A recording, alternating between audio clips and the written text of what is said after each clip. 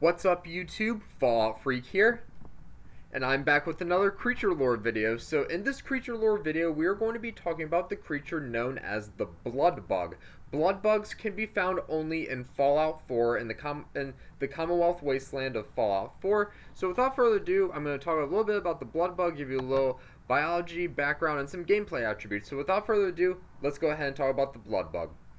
Bloodbugs are a species of mutated ectoparasitic mosquitoes found in the Commonwealth Wasteland in 2287.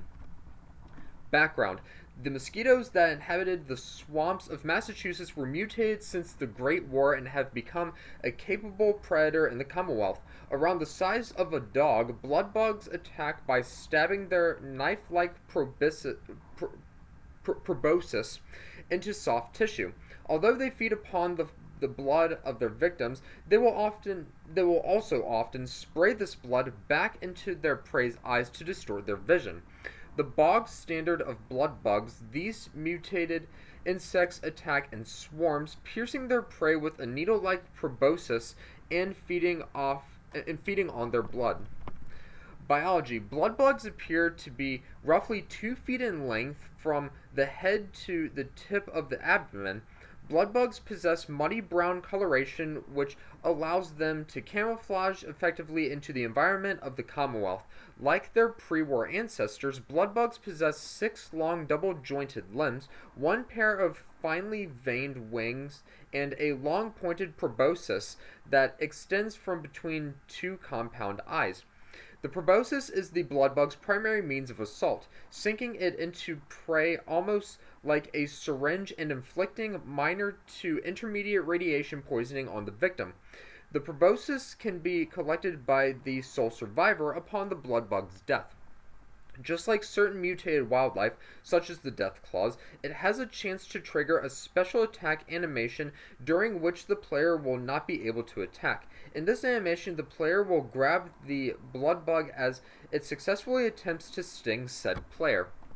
Gameplay attributes: bloodbugs latch onto their prey in an attempt to drink their blood. The insect then becomes engorged with the victim's blood and can spit the contaminated blood back at its target for a large amount of radiation damage, which suggests that radiation is transmitted from the mutant to the victim.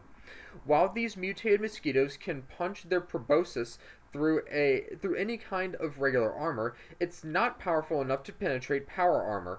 Should they find themselves faced with such heavily armored prey, their range of available attacks becomes limited to largely ineffectual stings and their acid spit should the target be out of melee range. Bloodbugs are often encountered feeding on deceased Brahmin, coming across the exsanguinated, gray-skinned husk of a dead Brahmin whose body is covered in oversized stings is a significant indicator of knowing there are bloodbugs nearby. Bloodbugs near certain parts of the coast are occasionally seen feeding on dead whales. Bloodbugs, like bloat flies and rad scorpions, we'll probably get to bloat flies in another creatures video soon, by the way, have a propensity for swarming tactics.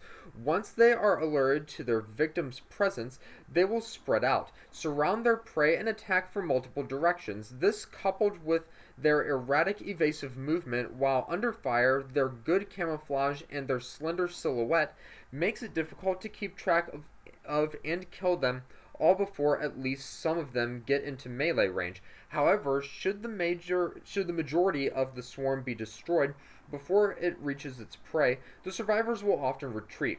Usually they will regroup and attack again, but sometimes they will flee for good without returning. Another habit bloodbugs share with bloat flies, and especially radroaches, is their clinging to trees and structures, as well as walls or the ceiling while indoors and unaware of an enemy's presence. This can result in a nasty surprise when the player character enters a seemingly empty room or subway station and suddenly finds themselves in the middle of an entire bloodbug swarm. Companions will usually notice the bugs and remark upon something not being right or enemies being nearby, although they won't open fire until the creatures make the first move.